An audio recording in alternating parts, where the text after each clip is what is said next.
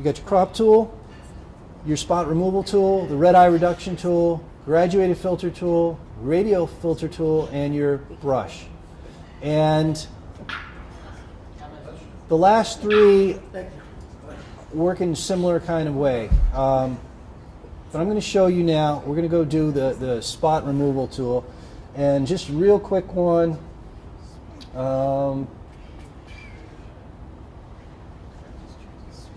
I don't know how many of you picked up on it, but I saw this little spot. It's a bird, but let's just say it was a dust spot.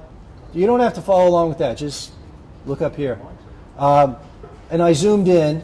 I clicked on it to zoom in. If you want to zoom in more, if that's not enough, if you don't see it, you can click on this, the ratios here, and it'll go to 2 to 1. This second, you have fit, fill, 1 to 1, and I have it set at 2 to 1, but you can adjust that to a variety of sizes if you want. And then when you click on the space bar, it toggles between whatever you've selected and fit. Okay? So 3 to 1 or fit, or I go to 1 to 1 and I toggle and it goes back and forth. I'm usually in 1 to 1 unless I need to get in closer to see something.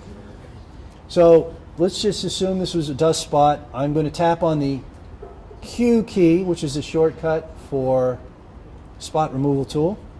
Don't ask me why. And you can adjust your brush just like Photoshop with the brackets, the left bracket and the right bracket.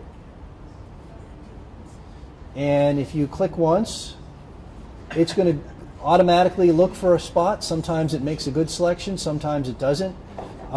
You can have either heal, where it picks up the surrounding areas and tries to blend in, or you can choose clone, where it's going to try and be a more definitive match.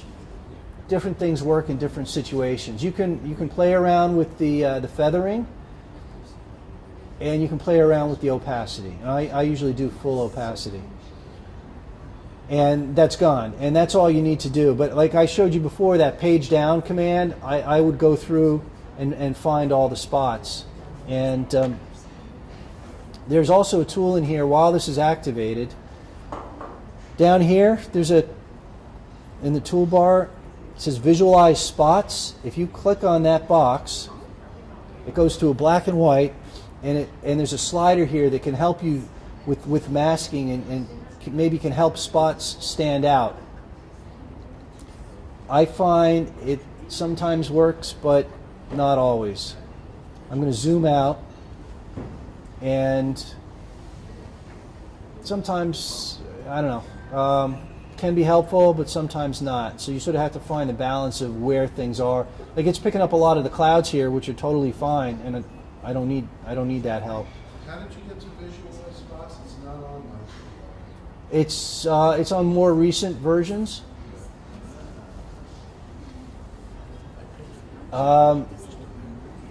So once you have that and you're done, you can just click done, or you can click the Q key and get out of the spot removal again. And I'm going to undo it. Oh, actually, I should show you one other part of that.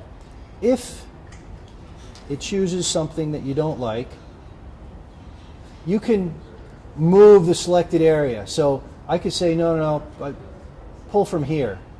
Because sometimes it does really strange stuff, and for whatever reason, you're in the sky and it might go down to a building.